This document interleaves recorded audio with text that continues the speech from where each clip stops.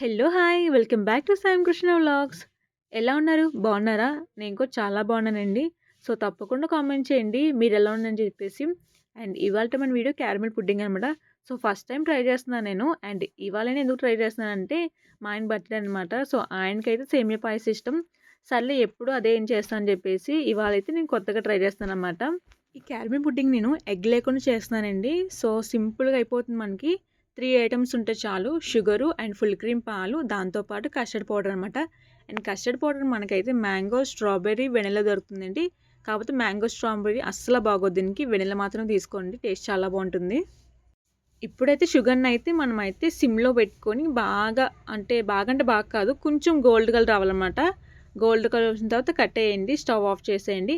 And మరీ మనకి బ్లాక్‌గా అవుతే మాత్రం షుగర్ సిరప్ చేదొచ్చేస్తుంది. ఇది గుర్తుపెట్టుకోండి ఫస్ట్. ఇప్పుడైతే ఫుల్ క్రీమ్ పాలైతే నేను హాఫ్ లీటర్ ఫుల్ క్రీమ్ పాలు తీసుకున్నానండి. నేను మొత్తం వేసాననమాట. కొంచెం అంటే కొంచెం ఉంచాను నేను పక్కకి. ఎందుకైనా మనకు యూజ్ అవుతుందేమో అని చెప్పేసి. అండ్ షుగర్ అయితే టీ గ్లాస్‌తో హాఫ్ టీ గ్లాస్ తీసుకున్నాను అంతే నేను. ఎక్కువ కూడా తీసుకోలేదు. అండ్ కస్టర్డ్ పౌడర్ కూడా చూసారు కదా టీ గ్లాస్‌తో కొంచెం తీసుకున్నాను అనమాట. అంటే ఒక 3 స్పూన్స్ తీసుకున్నాను నేను. అండ్ ఇప్పుడు దీన్ని బాగా మిక్స్ చేసేయండి మీరు. ఉండలు లేకుండా. ఉండలు లేకుండా బాగా మిక్స్ చేసిన తర్వాత స్టవ్ ఆన్ చేసుకొని సిమ్‌లోని తిప్పుతా ఉండాలండి. మనం తిప్పడం స్టాప్ చేస్తే గనక గడ్డలు కట్టేస్తుంది. అందుకని తిప్పుతా ఉండాలి సిమ్‌లో పెట్టి బాగా. అండ్ అది కొంచెం క్రీమీ కింద రావాలన్నమాట. అప్పుడు మాత్రమే స్టాప్ చేయాలి. వితౌట్ ఎగ్ ఎందుకు చేస్తానంటే, చాలామంది క్యారమెల్ పుడ్డింగ్ చూసా కదా వీడియోని ఎగ్‌తోని. సో, దాంట్లో చాలామంది ఏంటంటే ఎగ్ స్మెల్ వస్తుందని చెప్పేసారు.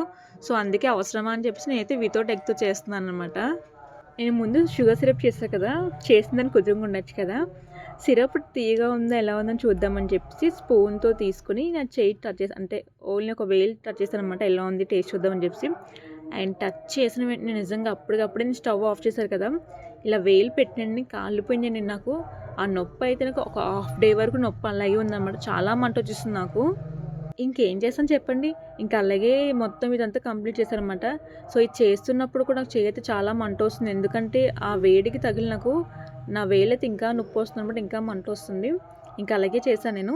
సో, ఇక్కడ చూసారు కదా! మనకి ఇలా క్రీమీ కింద రావాలనమాట. వచ్చిన తర్వాత షుగర్ సిరప్‌లో వేసుకోవడమండి. అండ్ వేసుకున్న తర్వాత కంపల్సరీగా 6 గంటలు డీప్ ఫ్రిడ్జ్‌లో పెట్టాలనమాట. నార్మల్ ఫ్రిడ్జ్ కాదు, డీప్ ఫ్రిడ్జ్‌లో పెట్టాలి 6 గంటల సేపు.